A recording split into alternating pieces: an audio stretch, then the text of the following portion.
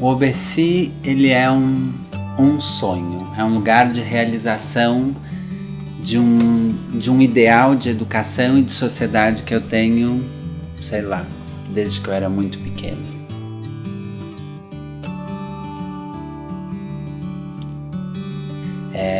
Eu me lembro que eu tinha 6 ou 7 anos e me perguntavam: Paulo, o que você vai ser quando crescer? E eu falava: vou ser professor. E meu pai dizia: você vai morrer de fome, menino. Eu dizia: tudo bem, o que me interessa é que eu vou ajudar as crianças. E esse é o ideal que me mobiliza até hoje. Então o OBC surge uma elaboração do que eu entendi que eu poderia contribuir e colaborar com o mundo. Quando eu terminei minha pesquisa de mestrado, em 2013, eu vivenciei no mestrado uma experiência formativa com a professora que eu fiz a pesquisa, a Neide, muito produtiva. Em muito pouco tempo, a Neide se transforma o olhar. E embora eu estivesse lá olhando os bebês, querendo saber o que os bebês fazem no berçário, eu entendi que estava acontecendo um processo formativo que poderia ser útil. Foi a partir disso que eu pensei: ok, eu quero saber se funcionaria, não com uma professora apenas, mas com um grupo de pessoas, com um grupo de escolas interessadas, esse processo de transformação. E foi aí que eu criei o OBC, em março de 2013.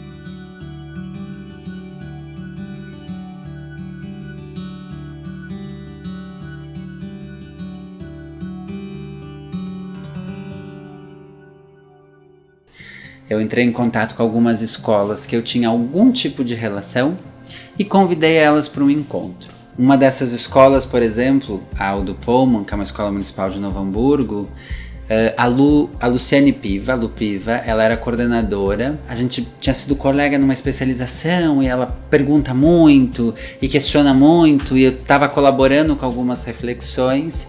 E aí eu me dei conta que ela poderia ser, ou a escola poderia ser, um espaço bastante interessante para a gente pensar em perspectivas e possibilidades de refletir ou problematizar os processos formativos. A outra escola, por exemplo, a Espaço Girassol, tem a mantenedora, a proprietária é a Silvana. Ela foi aluna minha num curso e também muito questionadora e me confrontava muito. Eu disse: tá aí, essa boa de pergunta, tá curiosa, eu quero. A outra era a Mimo de Gente, que a diretora é a Ivana. A Ivana tinha me chamado para uma atividade de formação na escola e eu vi que elas estavam num momento de transformação, querendo se perguntar, entendendo que o modo como elas iam fazendo já não respondia à dinâmica e à complexidade que elas estavam se dando conta que o trabalho na educação infantil exigia. Então começa com essas 3 escolas lá em 2013. Esse primeiro ano foi um ano de se sintonizar e até mesmo de entender o que estava acontecendo. O OBC ele não nasceu elaborado, pensado, estruturado. Ele nasceu com uma ideia. A ideia é: eu quero convidar pessoas que estejam interessadas em transformar a sua realidade. E eu quero contribuir e colaborar com isso. O modo dele se entendendo e funcionando e dinamicamente como é que ele ia acontecendo foi indo ano a ano, se estruturando. Tá? Então esse primeiro ano a gente foi se entendendo, se conhecendo, se aproximando, criando um hábito que é muito difícil, que é o hábito de se disponibilizar a falar, a compartilhar sobre aquilo que é frágil e precisa ser refletido na sua escola e, por um outro lado, escutar e dar para o outro, oferecer para o outro a sua palavra. Porque quando a gente faz isso, a gente se compromete. E esse compromisso é sério. Esse compromisso é que nos exige, por exemplo, prestar muito atenção no que a gente está falando e oferecendo para o outro pensar sobre a sua prática. Então esse primeiro ano foi um ano de se sintonizar, de se entender. O que eu sabia desde o primeiro momento é que a documentação pedagógica, os pressupostos da documentação pedagógica, aqui como conceito, que já haviam sido bastante produtivos na minha pesquisa de mestrado, é o que seria o pressuposto do trabalho neste grupo de escolas que eu estava compondo, que eu chamei de OBCI, Observatório da Cultura Infantil. Esse era um pressuposto de partida. Em 2014, uma outra escola ingressa, que é a João de Barro, que tinha como coordenadora a Luciane Varisco, que também tinha sido aluna minha numa especialização e sempre com um olhar de querer saber e se perguntar. Ela me escreve: diz, posso participar? E essa atitude, esse desejo me mobiliza a dizer: vem participar. E aí nós vamos ter a segunda escola pública participando. E em 2015 entra a terceira, que eu convido, que é a EMEI Joaninha, que também começa porque eu conheço a Lili, que na época era coordenadora, também enxergava nela a interrogação, as questões, e vem a compor o grupo, e que forma então esse conjunto de 3 escolas públicas da Rede Municipal de Novo Hamburgo, até 2018, com outras 2 escolas privadas, e a partir então de 2019 com o ingresso da Escola Evolução, que é a escola que eu fiz a pesquisa de mestrado, que é de Veranópolis. E aí o conjunto que se forma, então, são 3 escolas públicas, 3 escolas privadas, e desde 2017, com participação das assessoras da Secretaria Municipal de Educação de Novo Hamburgo, que não apenas compõem para dar suporte a essas 3 escolas municipais, mas para levar para outras escolas da rede municipal as discussões que a gente vinha fazendo e desenvolvendo dentro do OBCI. Então, em termos de estrutura, de como é que ele foi se configurando, é mais ou menos assim. Hoje nós somos 6 escolas, a EMEI Joaninha, a EMEI João de Barro, a EMEI Aldo Pullman, e 3 escolas privadas, a Espaço Girassol, a Mimo de Gente e a Evolução, a VAEC, né, de Veranópolis. Então essas 6 escolas são as escolas que compõem o OBCI, junto com as assessoras da Secretaria Municipal de Educação de Novo Hamburgo. O OBCI, quando as pessoas perguntam, define o OBCI, Paulo. O OBCI, eu fui entendendo, que ele vai virar minha pesquisa de doutorado, que eu vou fazer na Universidade de São Paulo, entender que construção de conhecimento praxeológico a gente desenvolveu aí dentro, né, deste grupo.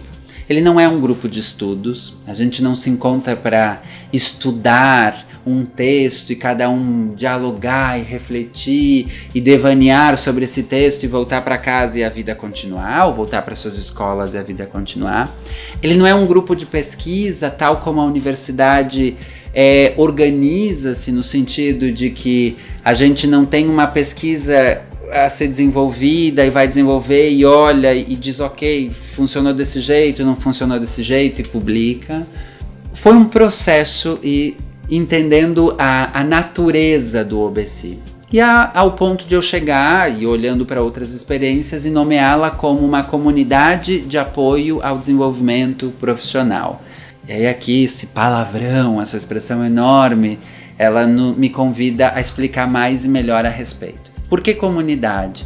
Porque a gente divide de alguns mesmos ideais. Então nós temos algumas ideias guias que nos orientam.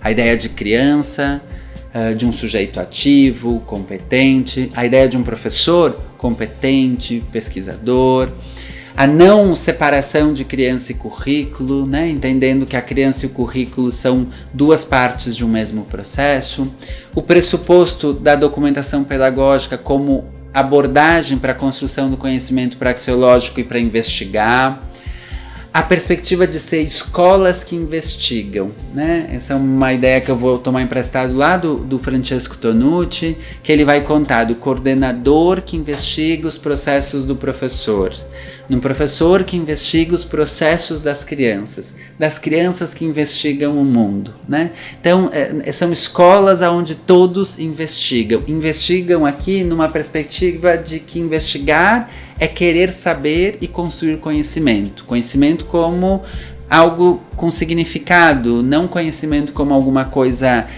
de acúmulo, né? Mas conhecimento como construção de significados. Então isso também é um pressuposto que a gente partilha. É um pressuposto que a gente partilha ter a vida cotidiana como a espinha dorsal dos nossos processos de investigação e de desenvolvimento do trabalho pedagógico. Então, essas ideias, que são ideias comuns que a gente foi localizando, estruturando e nomeando elas, é o que nos faz estar em comunidade.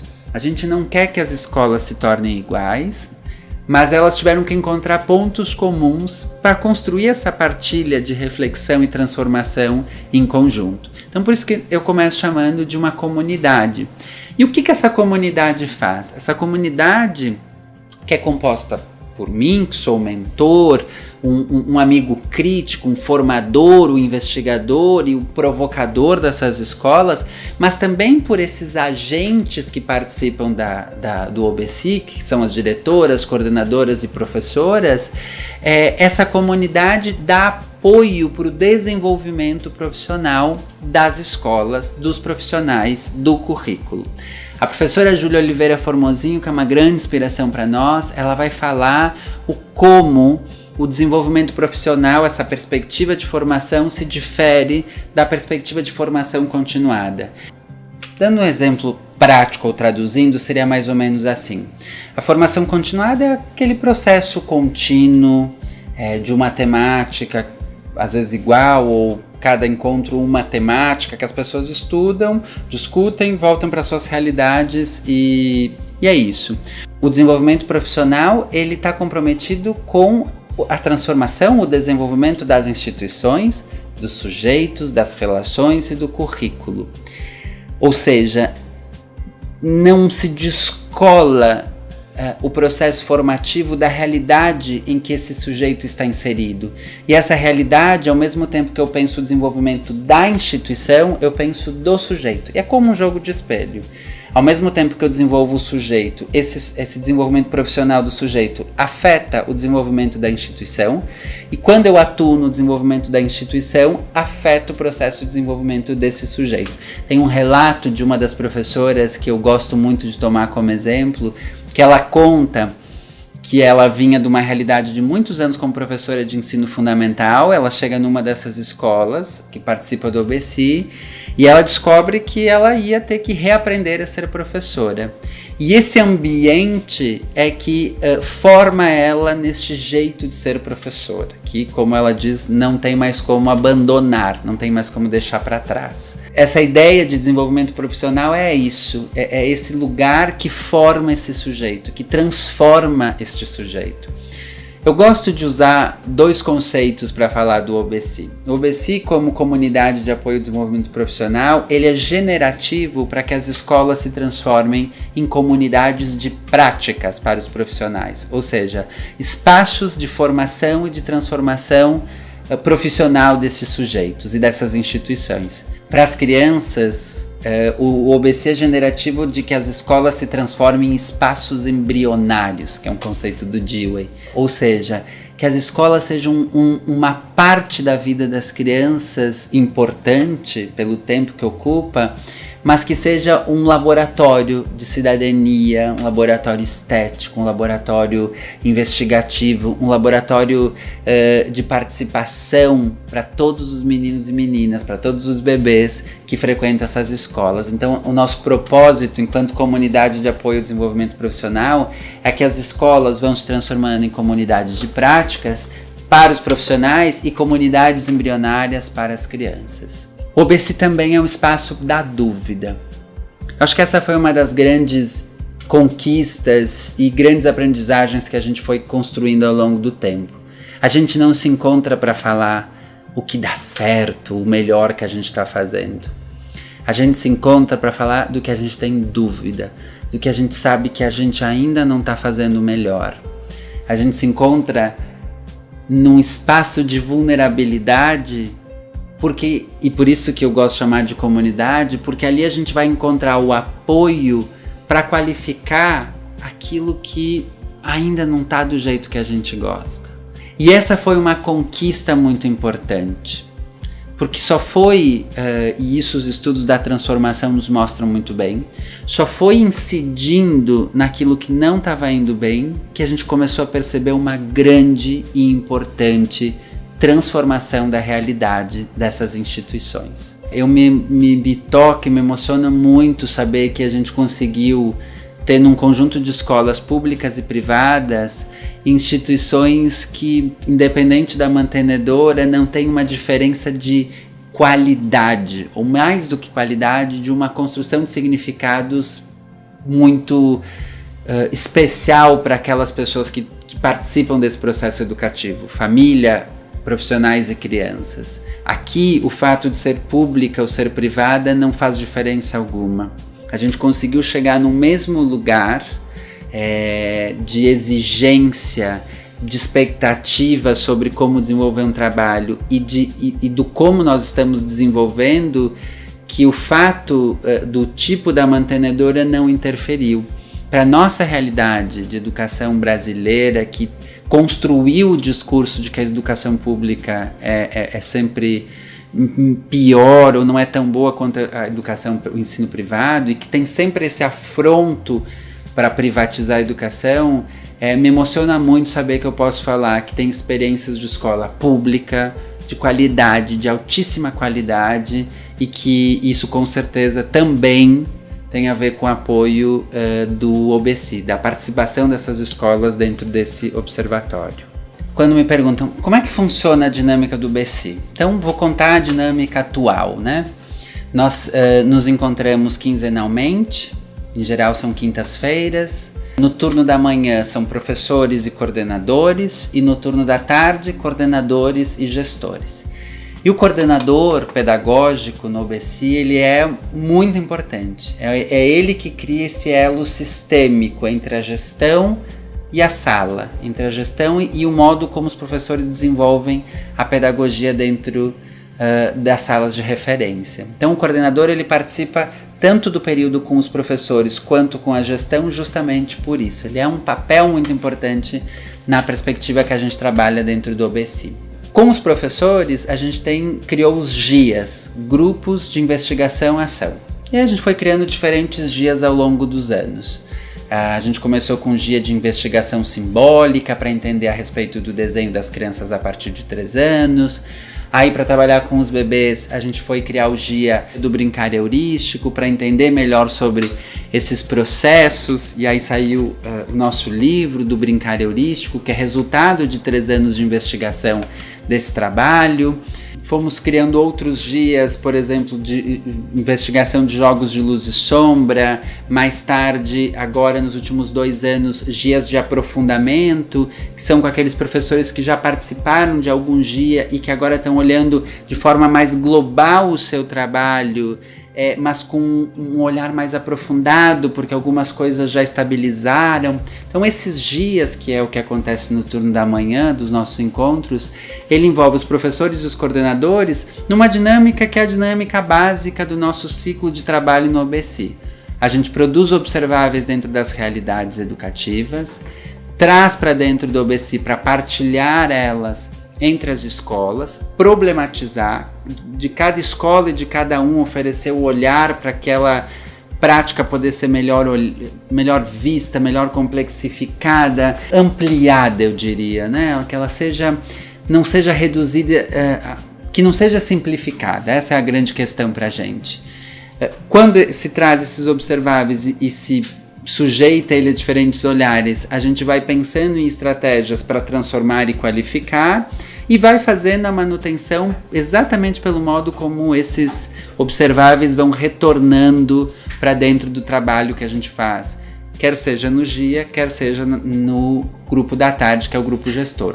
Grupo do GIA, a característica que difere ele é que nós estamos falando do cotidiano das salas de referência. Nós estamos falando do trabalho que os professores desenvolvem e das perguntas que os professores têm para o desenvolvimento do seu trabalho. Enquanto que no grupo da tarde, que participam coordenadores e gestores, nós vamos ter então questões relativas à gestão, a esse cotidiano. Sônia Kramer usa a expressão de gestão como esse gesto grande, né? É exatamente isso, a gente olha mais globalmente junto com o grupo gestor e olha mais localmente, mais micro nas salas de referência, nos GIAs.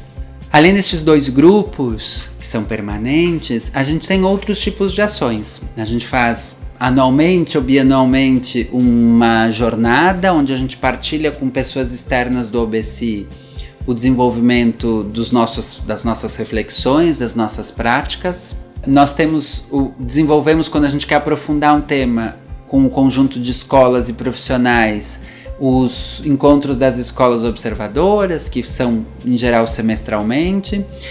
E mais recentemente a gente começou com uma série de publicações. Nós temos até agora a primeira, que é o do Brincar Heurístico, e a segunda, que são a das mini-histórias, e em breve nós vamos ter a terceira, que é sobre as microtransições. Todas essas publicações têm uma característica, são textos pedagógicos, ou seja, são textos a partir da experiência dessas escolas que vão sistematizando para partilhar e oferecer para outras realidades a possibilidade de pensar como nós temos feito nas realidades que compõem o OBC. São sempre resultados de investigações e de processos formativos experienciados dentro das escolas e que também nos servem como processos de elaboração desse conhecimento praxeológico que a gente vem desenvolvendo. A gente tem feito algumas ações de formações também, por ter sido uma das demandas bastante grande das pessoas que passaram a conhecer o observatório, o OBC, e que querem também se aproximar dos conceitos que a gente vem elaborando. Então essas são algumas das ações que a gente vem desenvolvendo dentro do OBC. O que eu espero com o OBC? Eu espero que essa experiência sirva de inspiração para tantos outros observatórios, para tantos outros coletivos de pessoas que entenderam que para a gente transformar a realidade, a gente tem que criar um compromisso muito grande com quem faz essa realidade acontecer e que o tempo para essa transformação acontecer não é rápido. Imagina, a gente está desde 2013, agora que a gente começa a se sentir um pouco mais seguro em dizer, muito bem, isso aqui a gente amadureceu, aqui esses conceitos para nós estão ficando cada vez mais explícitos, mais nítidos. Esse compromisso com a transformação e com a formação, ele requer um exercício de temporalidade e suspensão muito importante. Então o que eu espero vida longa para o OBC, obviamente. Eu espero que ele inspire outros profissionais a construir percursos de transformação, que inspire pessoas a estudar a pedagogia, porque ela é ela que pode nos ajudar a transformar a realidade. E eu espero ter essas minhas companheiras de trabalho, né, que são as coordenadoras, diretoras e professoras dessas escolas por muito tempo. Porque o que a gente acabou construindo foi não só uma relação de trabalho, uma relação profissional, e é engraçado falar em trabalho profissional quando a gente está falando de um ato cívico, né? O OBC é o que eu dou ao mundo, as coisas que eu tenho aprendido, é o meu gesto voluntário, cívico eu prefiro.